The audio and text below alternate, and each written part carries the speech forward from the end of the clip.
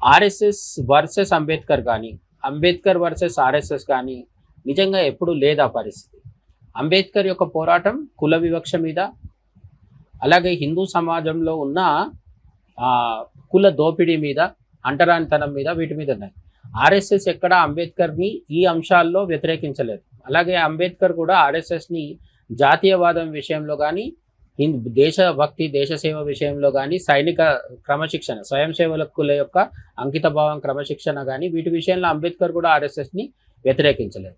అదే సమయంలో ఆర్ఎస్ఎస్ పట్ల అంబేద్కర్కి కొన్ని రిజర్వేషన్స్, అంటే కొన్ని అంశాల విషయంలో అభిప్రాయ భేదాలు ఉన్నవా అంటే ఖచ్చితంగా ఉన్నాయి. ఆర్ఎస్ఎస్ విషయంలో అంబేద్కర్కి కొన్ని ఆయనకి నచ్చని విషయాలు కొన్ని ఉన్నాయి. నచ్చని విషయాలు అనడం కంటే కూడా ఆయన విభేదించే విషయాలు కొన్ని ఉన్నాయి.